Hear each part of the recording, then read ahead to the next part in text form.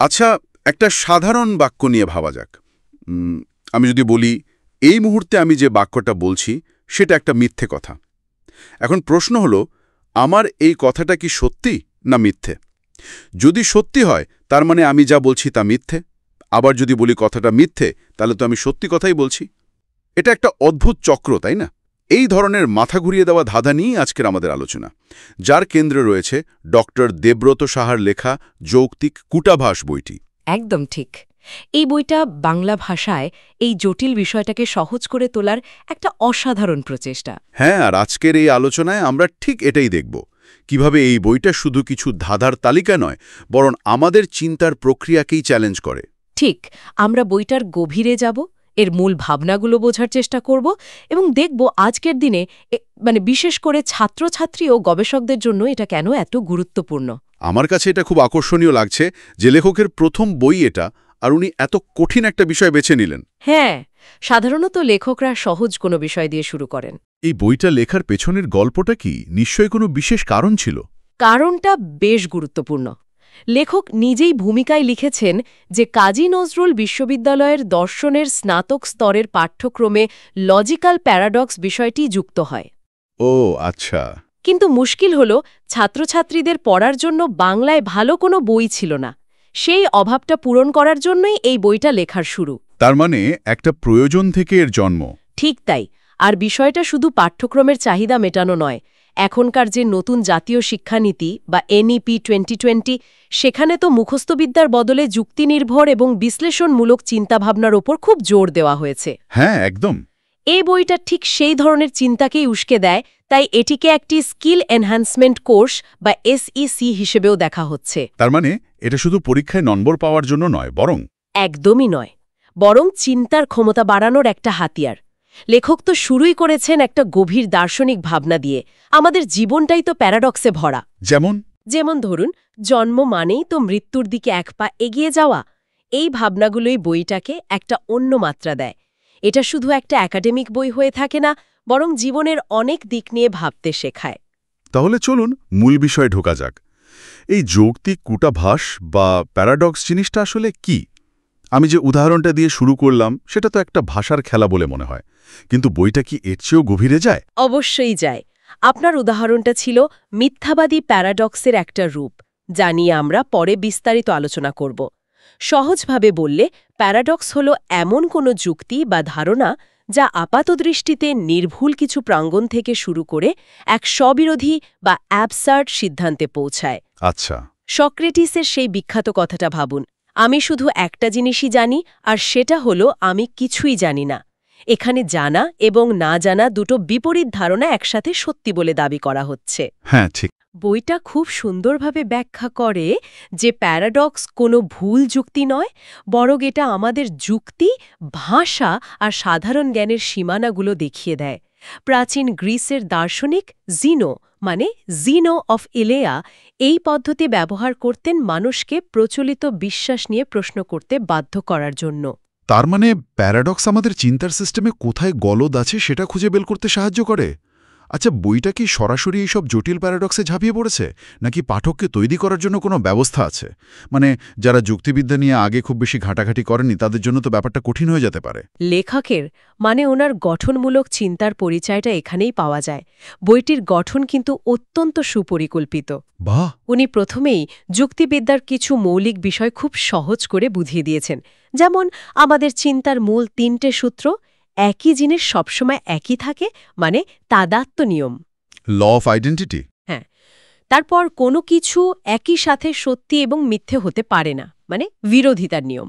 আর যে কোনো উক্তি হয় সত্যি হবে, না হলে মিথ্যে হবে। এর মাঝামাঝি কিছু নেই, নির্মধ্যম নিয়ম।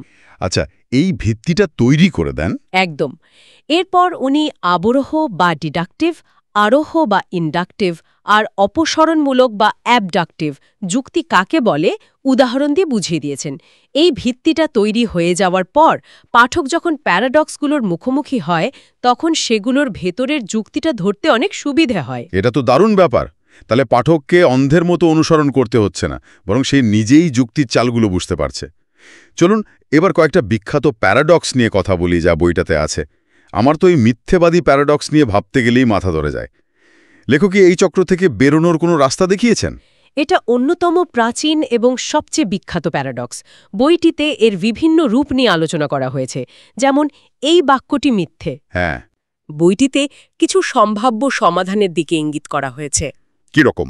যেমন একদল দার্শনিক বলেন যে এই ধরনের বাক্য, যা নিজের সত্যতা বা মিথ্যাত্ব নিয়ে কথা বলে, আসলে কোনো অর্থই বহন করে না। আরেকটা বিখ্যাত সমাধান হল ভাষার স্তরভেদ করা। ভাষার স্তরভেদ? হ্যাঁ, অর্থাৎ যে ভাষায় আমরা জগৎ নিয়ে কথা বলি, মানে অবজেক্ট ল্যাঙ্গুয়েজ, আর যে ভাষায় আমরা ভাষা নিয়ে কথা বলি, মানে মেটা ল্যাঙ্গুয়েজ, সে দুটোকে আলাদা করে দেখা। যদিও কোনো সমাধানই কিন্তু সর্বজন গ্রাহ্য নয়। বাহ! লেখক কি বিষয়টাকে সহজ করার জন্য কোনো উদাহরণ ব্যবহার করেছেন? হ্যাঁ, আর এখানেই লেখকের লেখার মুনশিয়ানা। উনি একটা মজার গল্পের মাধ্যমে বিষয়টা বুঝিয়েছেন। ধরুন, দুই বন্ধুর মধ্যে কথা হচ্ছে। একজন বলল, আমি জীবনে কোনোদিন সত্যি কথা বলি না। হ্যাঁ।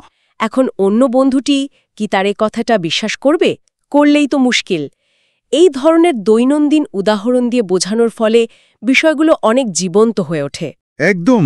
আরেকটা প্যারাডক্স যা বইটাতে আছে এবং আমার খুব আকর্ষণীয় মনে হয়েছে, সেটা হলো সোরাইটিস প্যারাডক্স বা চালের স্তূপের ধাঁধা।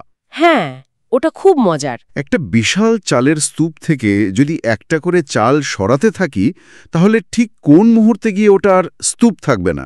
একটা চাল সরালে তো স্তূপই থাকে, দুটো সরালেও তাই। কিন্তু সরাতে সরাতে একসময় তো কিছুই থাকবে না। ওই সীমানাটা কোথায়? এই প্যারাডক্সটা আমাদের ভাষার একটা খুব বড় দুর্বলতা চোখে আঙ্গুল দিয়ে দেখিয়ে দেয়: অস্পষ্টতা। ভেগনেস। হ্যাঁ। স্তূপ, লম্বা, টাক, এই শব্দগুলোর কোনো পরিষ্কার সীমানা নেই। এই প্যারাডক্সটা প্রশ্ন তোলে যে যদি আমাদের ভাষাটাই এত অস্পষ্ট হয়, তাহলে সেই ভাষার উপর ভিত্তি করে তৈরি হওয়া যুক্তি বা বিজ্ঞান কতটা নির্ভুল হতে পারে। এটা তো শুধু একটা ধাঁধা নয় তাহলে। না, এটা কৃত্রিম বুদ্ধিমত্তা বা আর্টিফিশিয়াল ইন্টেলিজেন্সের জগতেও একটা বড় চ্যালেঞ্জ। একটা কম্পিউটারকে কিভাবে বোঝানো যাবে ঠিক কখন একটা জিনিস স্তূপ হওয়া বন্ধ হয়ে যায়? ভাবলে অবাক হতে হয়। বইটাতে আর একটা অদ্ভুত প্যারাডক্সের কথা বলা আছে, দ্বারকাক প্যারাডক্স। এটা নাকি বলে যে আমার এই ঘরের সাদা দেওয়ালটার দিকে তাকিয়ে আমি প্রমাণ করতে পারি যে সব দ্বারকাক কালো। এটা কিভাবে সম্ভব? এটা তো বিজ্ঞানের একেবারে প্রাথমিক ধারণার পরিপন্থী মনে হচ্ছে। হ্যাঁ, এটা কার্ল হ্যাম্পেলের একটা বিখ্যাত প্যারাডক্স, যা আরোহী যুক্তির একটা সমস্যা তুলে ধরে। বইটাতে এটা খুব সুন্দরভাবে ব্যাখ্যা করা আছে। যুক্তিটা কি? যুক্তিটা হল, সব দ্বারকাক কালো। এই বাক্যটার যৌক্তিক সমতুল্য বাক্য হল, যা কিছু কালো নয় তা দ্বারকাক নয়। আচ্ছা, লজিক্যালি ইকুইভ্যালেন্ট। ঠিক। এখন আপনি যখন আপনার সাদা দেওয়ালটা দেখছেন, যেটা কালো নয় এবং সেটাও দ্বারকাক নয়, তখন আপনি দ্বিতীয় বাক্যটার সপক্ষে একটা প্রমাণ পাচ্ছেন। আর যেহেতু দুটো বাক্য যৌক্তিকভাবে সমান, তাই দেওয়ালটা দেখাটা পরোক্ষভাবে সব দ্বারকাক কালো এই ধারণাটাকেও সমর্থন করছে। এটা তো অবিশ্বাস্য। তার মানে আমি মহাবিশ্বের যে কোনো কালো নয় এমন জিনিস দেখে দ্বারকাক সম্পর্কে জ্ঞান লাভ করতে পারি। যৌক্তিকভাবে হ্যাঁ, কিন্তু আমাদের সাধারণ জ্ঞান বলে যে এটা অ্যাবসার্ড। এই প্যারাডক্সটা দেখায় যে প্রমাণ বা এভিডেন্স বলতে আমরা কি বুঝি, সেই ধারণাটাই হয়তো ত্রুটিপূর্ণ। বিজ্ঞানীরা এটা নিয়ে অনেক মাথা ঘামিয়েছেন এবং এর ফলে আমরা বৈজ্ঞানিক পদ্ধতি নিয়ে আরও গভীরভাবে ভাবতে শিখেছি। বইটাতে তো মনে হচ্ছে আরও অনেক প্যারাডক্সের উল্লেখ আছে। হ্যাঁ, অনেক। যেমন বুড়িদানের গাধার প্যারাডক্স আছে, যা দেখায় দুটো সমান আকর্ষণীয় বিকল্পের মধ্যে পড়লে সিদ্ধান্ত নেওয়া কতটা কঠিন হতে পারে। ওহ। আরও গভীরে গেলে ম্যাকটাগার্টের প্যারাডক্সের মতো বিষয়ও আছে, যা প্রশ্ন তোলে যে সময় এবং তার অতীত, বর্তমান, ভবিষ্যৎ, এই বিভাজনটাই হয়তো একটা ভ্রম। সময়ের ধারণা নিয়েই প্রশ্ন। হ্যাঁ, বা ধরুন মুরের প্যারাডক্স, যা দেখায় কিভাবে আমরা এমন কিছু বলতে পারি যা সত্যি কিন্তু বিশ্বাস করা অসম্ভব। যেমন, বাইরে বৃষ্টি পড়ছে, কিন্তু আমি বিশ্বাস করি না যে বৃষ্টি পড়ছে। এই বাক্যটা বলা সম্ভব, কিন্তু এর মধ্যে একটা গভীর স্ববিরোধিতা আছে। বইটা এসব জটিল বিষয়কেও ছুঁয়ে গেছে। এত সব মাথা ঘোরানো আলোচনার পর একটা প্রশ্ন স্বাভাবিকভাবেই মনে আসে। এই বইটা আসলে কাদের জন্য লেখা?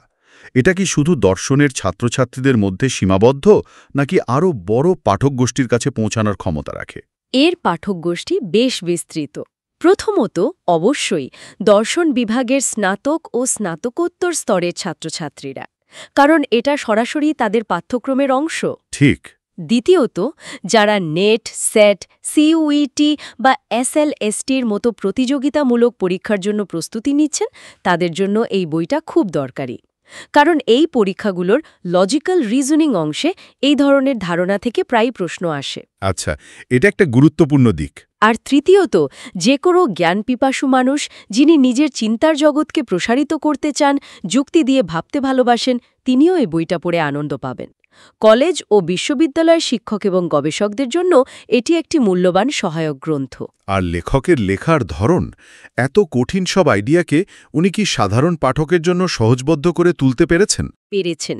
এবং আমার মতে এটাই বইটার সবচেয়ে বড় সাফল্য। লেখকের ভাষা অত্যন্ত প্রাঞ্জল ও আকর্ষণীয়।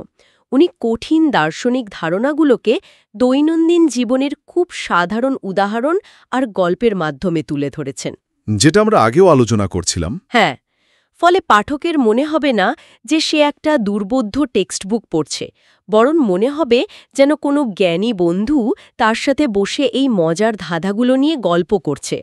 বইয়ের শেষে অনুশীলনী প্রশ্ন দেওয়া আছে, যা ছাত্রছাত্রীদের ভাবনাকে আরও উস্কে দেবে। তাহলে সব মিলিয়ে বলা যায়, যৌক্তিক কূটাপাস শুধু বাংলা ভাষায় একটা একাডেমিক বইয়ের অভাব পূরণ করছে না, বরং এটি আমাদের, বিশেষ করে নতুন প্রজন্মের ছাত্রছাত্রীদের সমালোচনামূলক চিন্তাভাবনা বা ক্রিটিক্যাল থিঙ্কিংয়ের বিকাশে একটা বড় ভূমিকা পালন করতে পারে। এটা মস্তিষ্কে শান দেওয়ার একটা যন্ত্রের মতো। একদম। বইটির সবচেয়ে বড় অবদান হল এটা আমাদের শেখায় যে সব প্রশ্নের একটা মাত্র সহজ উত্তর হয় না। কিছু কিছু প্রশ্ন থাকে যার উত্তর খোঁজার প্রক্রিয়াটাই উত্তরের চেয়ে বেশি গুরুত্বপূর্ণ। ঠিক। এই পুরো আলোচনাটা আমার মনে একটা বড় প্রশ্ন তৈরি করছে। আমরা দেখলাম আমাদের ভাষা নিজেই কিভাবে প্যারাডক্স তৈরি করতে পারে। আমাদের জ্ঞান, আমাদের সত্য, এই সব কিছুই তো ভাষার উপর দাঁড়িয়ে। তাহলে কি আমরা ভাষার বাইরে গিয়ে কোনোদিনও আসল সত্যিটা জানতে পারব, নাকি আমরা ভাষার তৈরি একটা গোলকধাঁধায় চিরকাল বন্দী থাকব? এই প্রশ্নটাই হয়তো পাঠকদের জন্য রেখে দেওয়া ভালো।